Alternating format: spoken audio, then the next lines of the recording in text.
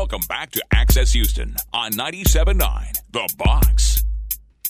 Good Sunday morning. You're listening to Access Houston. I'm your host, KG Smooth. We got a special roundtable panel discussion today in honor of Father's Day. Today is Father's Day, so happy Father's Day to all of the fathers that are listening. And I have some fathers in the studio with me. Mr. Anthony Lemon, who is a single dad and raised one of the best public relations girls here in the city of Houston. Mr. Anthony Lemon, welcome. Good morning.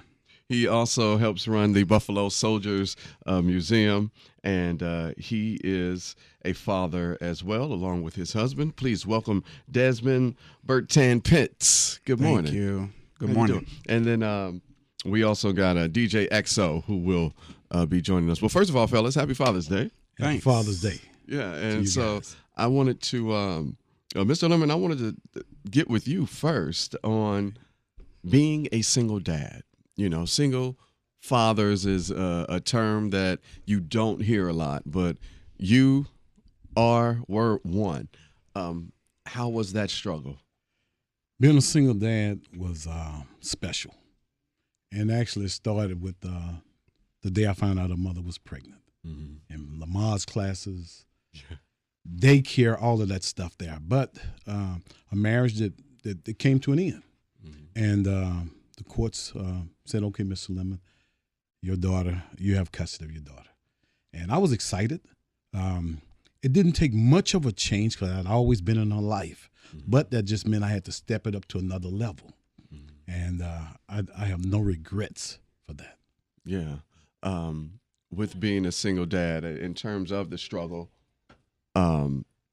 things were a lot different back then than it is now. You know, you've got the courts on your back. Right. You know, and there's not a lot of resources for single dads. So, in terms of raising your daughter, was that a big struggle? You know, I'm so glad you mentioned that because there are some organizations that I reached out to. And some of those organizations I had given countless hours of volunteer time to, but when it was my time, and I won't name any of them, I just didn't get that help. So that meant I had to dig just a little bit deeper. Being a single parent, the word that kept coming up was denial.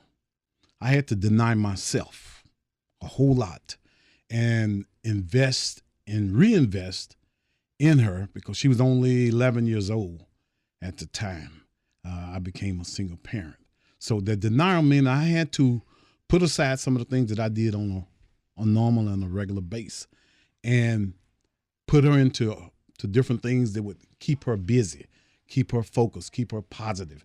Like I put in cheerleader, put in dance. We got heavy in theater with the ensemble theater. And so it wasn't a situation where I could just drop off.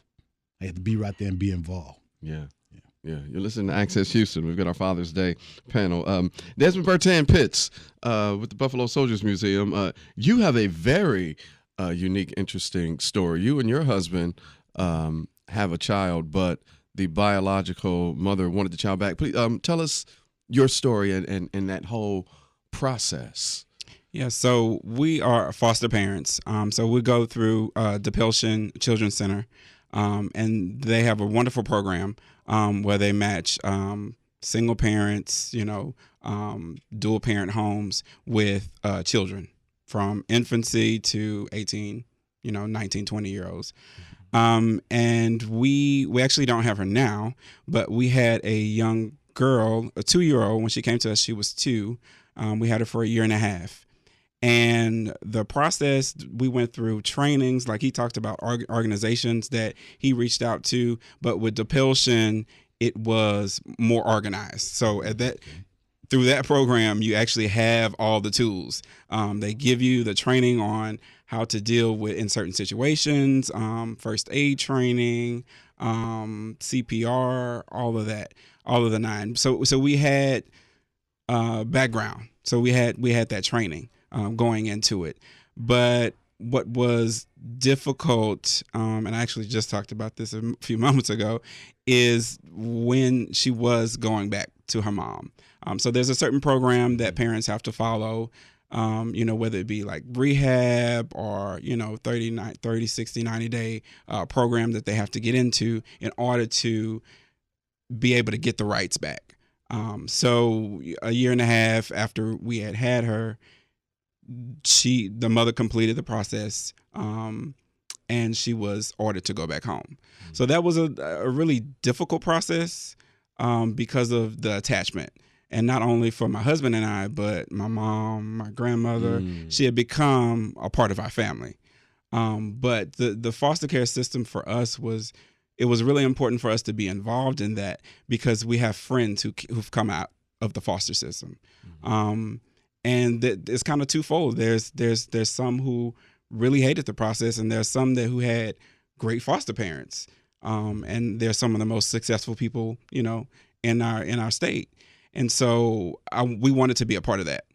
So that's why we joined the foster care system. Indeed.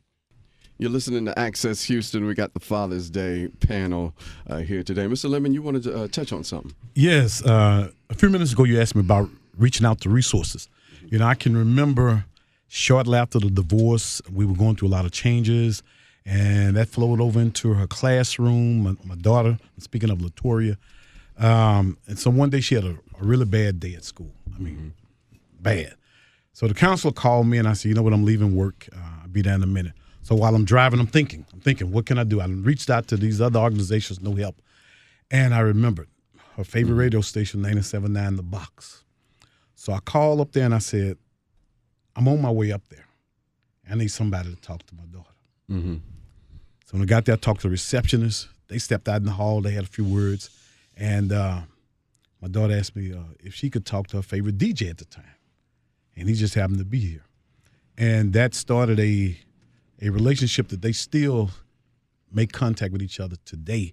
And the reception, she stayed in her life for about 3 or 4 years. Nice. So that was really, really special for them to take out of their time and visit with her and create a relationship that was meaningful and positive. Yeah. Yes, indeed. So, well, thank you for that. That's an amazing story, Latoria. I had no idea. She didn't share that one.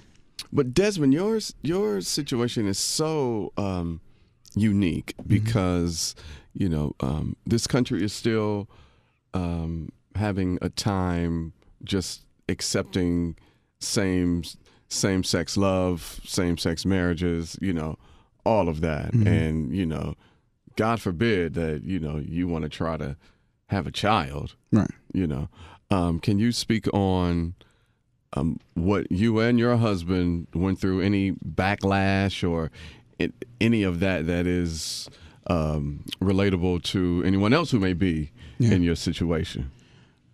Surprisingly enough, we haven't dealt with any of those issues. I've heard horror stories of past experiences with adopting with same-sex couples, but I guess at the time that we decided to move into it, the country had been a lot more progressive. So I'm really proud of where we are today. There's a lot more that we can do, but our personal story, we really didn't have to deal with anyone giving us backlash or any criticism. And it could be because of the people that we are. We started a nonprofit youth mentoring organization 7 years ago. So we've been dealing with young boys since then. We're both very educated, well known in our community. And I don't think people saw us as a detriment to a child's life. And so we haven't had to deal with it. Yeah. We got the Father's Day panel. EXO is also in the building. Houston rapper, Mr. I just pulled off the block. Come on, pull up on that mic there, bro. What's up? EXO, now, you got 2 kids. No, I have 3. 3? You got 3? I'm a real father. You got 3 kids managing a rap career, but you make sure that they are first. Oh, yeah. You got to.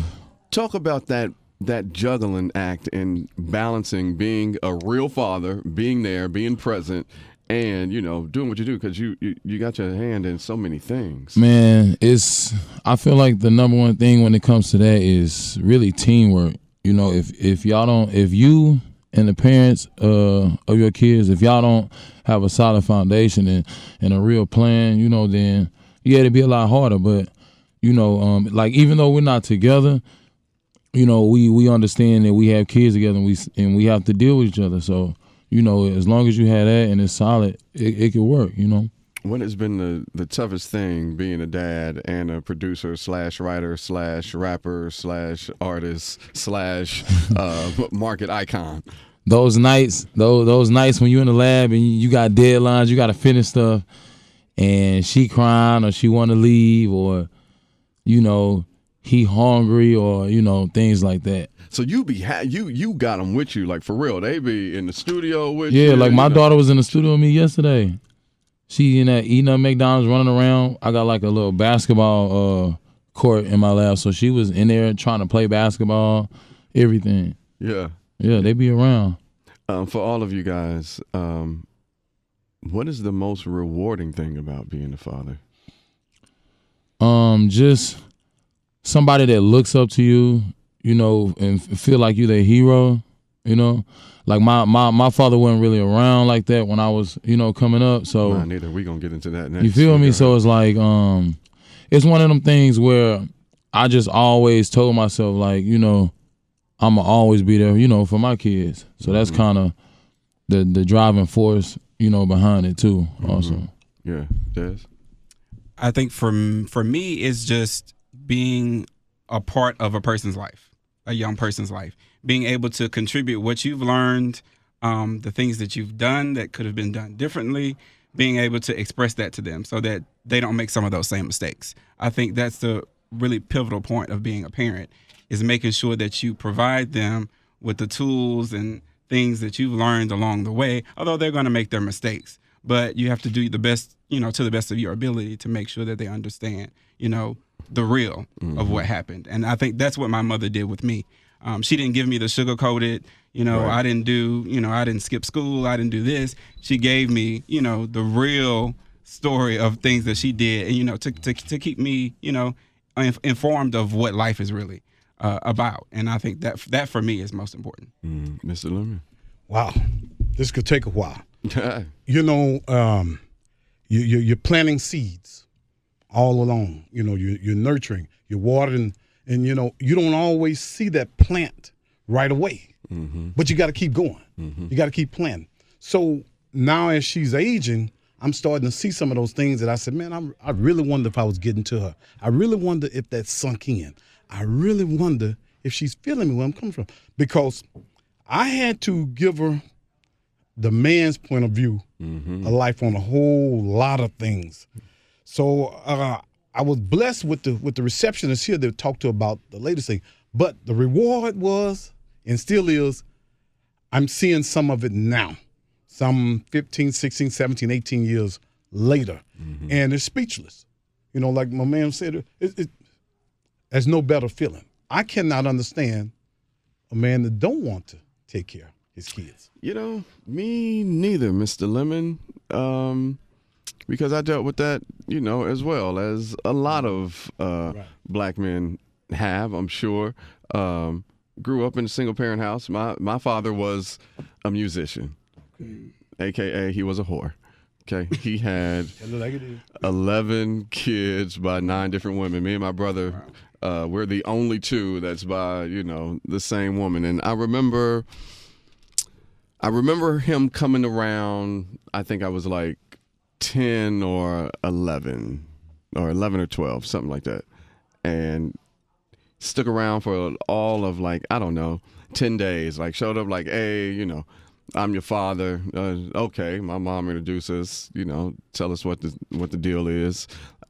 He spent some time with us, took us to the recording studio. I remember going to the recording studio, seeing, all of the instruments, set up. We sat through in a session with him and his band. Came and picked us up maybe 2 other times and then was gone.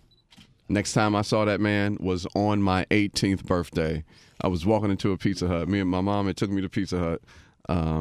And it's this man that's coming across the street yelling my mama's name. And she's like, oh, Lord. And I'm like, who is that? And she's like, Sean. I'm like, who? She's like, Sean. I'm like, who? She's like, your daddy. I was like, what? And so he comes into Pizza Hut and, talking, hey, son, happy birthday, blah, blah, blah, all of this.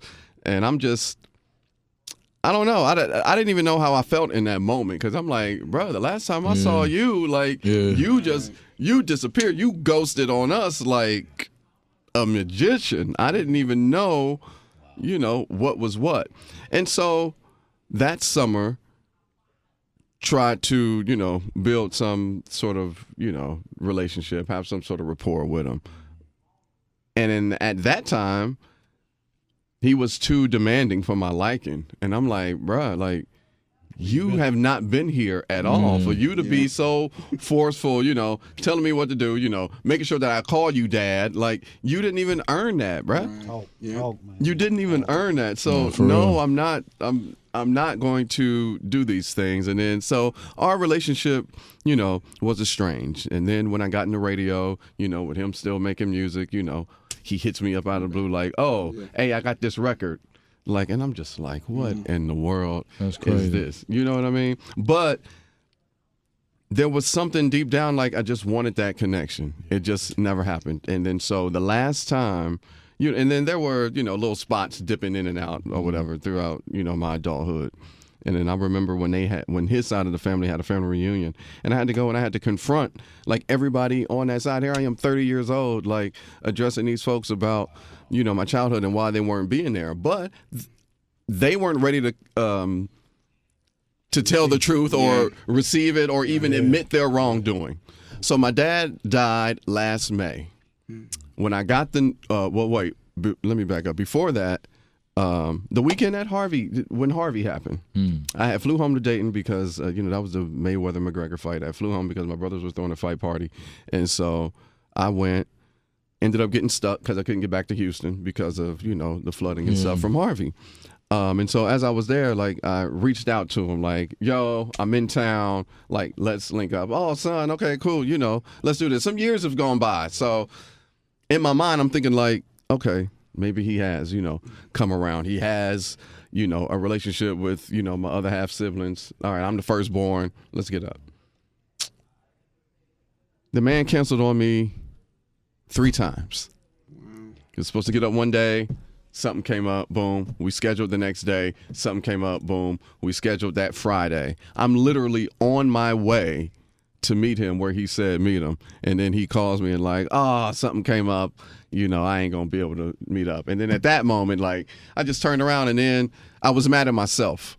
And I'm like, oh, you're such an idiot. You always wanted to reach out to this man. Ain't nothing changed. He ain't going to be there. Boom, it's a wrap. Last May, he died. I get the news that he was sick and nothing happened. I didn't feel anything. I got the news that he died. It was just like I heard Barbara Bush had died because she did just a week or two, before. But then all of these emotions started coming down and I was angry and I couldn't understand it. I'm like, I have not needed him. He has not been a part of my life. That side of the family is not responsible for the successes that I've made in my career. Why am I thinking about all of this stuff now? What is that? So I'm walking around here angry. I'm still going on. Everything is still. But inside, I was 38 hot. And so I made sure that I was I have got to get this off when I go home to this funeral because I cannot return to Houston with this same anger and all of that. Yeah. And so it was a real true life Ayanla fixed my life moment when I went to my aunt's house and my other grandmother and the rest of the family was there and we let it out. But I still didn't get everything that I needed. And then my other grandmother who was still just coddling and, protecting him even in his death. I was just like, lady, I know I can't mess with you because you can't even be honest with yourself about the things that you have done, which also affected, the rest of your grandchildren, by him. And so them daddy issues are real. Yeah. And I didn't realize how serious it was until that had happened. Like, all of this stuff, we hold it in or, just sweep it under the rug. It's in our subconscious. And then when it comes to the forefront, you like, you know what I'm saying? It'll mess you up, man. It will mess you up. So, anything similar to that in y'all lives? Like, what's the daddy story here? I'll jump right in, man. Coming from a little small town, Montgomery, Texas, moved to Houston. The question started popping up, Mama, where my daddy? Mama, when I'm going to see my daddy? So then I found out who my daddy was, right? So now every time we go to the country, I'm looking for him. I'm leaving messages. I forgot a few phone numbers, start calling. Then I started playing ball, right? And I was okay in the classrooms, but a beast on the field. Then it started triggering over into the classroom. Well, to make a long story short, that rage, that anger was because the denial, the rejection. Yes. I chased him around. Yeah. Man, I caught up with this dude one day, gave it all to him. I let him have it, man. Everything he had not done or not said, I let him have it at his funeral. I stood over his casket. I had to catch him at his death and say all the things I wanted to say when he couldn't hear. But I had to get it out, man. Yeah. Wow. Being a father, I don't, man, deny yourself. Put yourself on hold. Put yourself in time out and be a daddy. Let me share some of the mic with you brothers because I can go for a while, man. Yeah. Think so? I mean, the you story. can go as deep as you want. No, yeah. I mean, when it come as far as like with my father, I mean, I know, man, it used to be situations like, he obviously wasn't really around that much. So when he did, say he was gonna come around, whatever, it'll be situations where like we sitting outside at the door, like sitting on the porch with our bags, waiting. You know what I'm saying? And then you'll look up and a whole day will pass, and we've been to sit out there 5, 6 hours, bro. He never came. You know what I'm saying? So it was more so stuff like that, and like that type of stuff tore me and my brothers up. You know what I'm saying? It tore us up. But at the end of the day, I just look at it as a blessing because it really pushed me and molded me into the person I am today. It really made me work hard. It really made me want to just show that, like, not like trying to belittle him or down him because, the things that he could do, he tried, I think. I mean, I don't really know everything, but, you know what I'm saying? I know, like, as being a man now and just seeing how life works and just how things, I know I can vouch and say now that it's for sure moments that he probably really did try, but stuff maybe wasn't going his way, or he really probably didn't have no money to really come, or child support was probably eating, like, you know what I'm saying? So I can understand him a little more, but, it just hurt me because I just feel like as being a father now, like, I know how kids operate. Like, they don't care. You could take a kid to a party. You don't have to spend no money on them. They just want to spend the time. Yeah, they just want to see you. They don't care. Like, my kids sometimes, bruh, like, they don't care about if we doing stuff together. They just care about just seeing me. Presence. You know what I'm saying? If my daughter run around and she playing, she on the floor, all she gotta do is do this. She turn around and she see me and she don't care no more. She don't care. Yeah. So they just want to see you. You know what I'm saying? Sometimes my kids, they'll just FaceTime me and they'll just sit the phone down, and I might not see them for 3-4 minutes, but if I get up and leave that, Daddy, where you going? Because they on the floor just playing. They just want to see. They just want to, you know what I'm saying, feel that connection. They want to feel like you're a family. Yeah. You know what I'm saying? So, man, that just tugged at my heart. Like, that's beautiful, bro. No, for sure. That's beautiful. It's real life. Desmond, what's your daddy's story? So I had similar story. I did not meet my dad until I was 10. I'm originally from Louisiana. He was here in Houston, but he was also in the service. So he attributed much of that disconnect to him being in the service. So I could get that. And when we did meet and I moved to Houston, it was good. It was almost like the dating phase. Like, you just met your father, so it's like, beginning a new relationship. Yeah. So it was good, And I always felt that there was still a disconnect, I guess, because I had some issues with, I really just don't believe that was the only reason that we hadn't, been connected. Sure. Even if you were in the service, then, there's letters, there's, right. calls, there's other ways that you can communicate. And so fast forward into me coming out, I think that was where it kind of took another turn.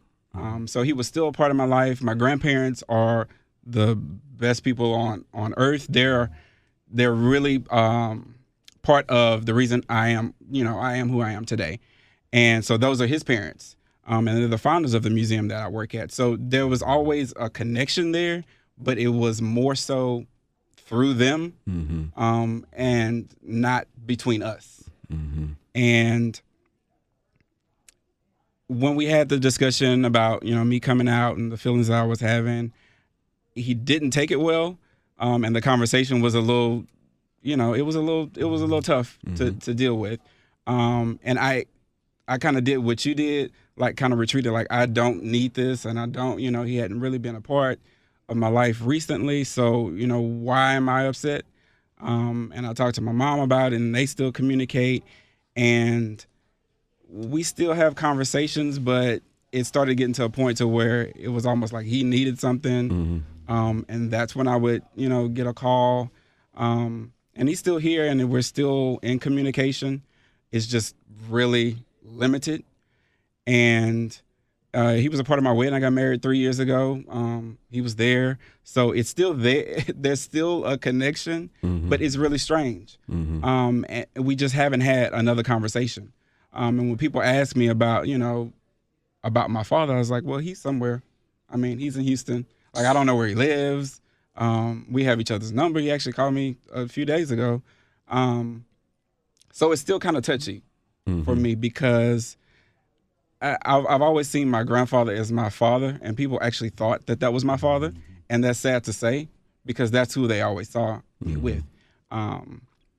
And I just wish that we could have a better relationship, and I actually want that, but I don't want to have to fight for it. I don't want to be the one to say, Yeah. I don't want to be. For me and my brother, it was like that side, him and that entire side wanted to come along once all the hard work was done. Yeah. And then they see that, because my brother's a musician, he plays every instrument, the drums, the keys, the lead guitar, the bass guitar, like it's like he plays a lot.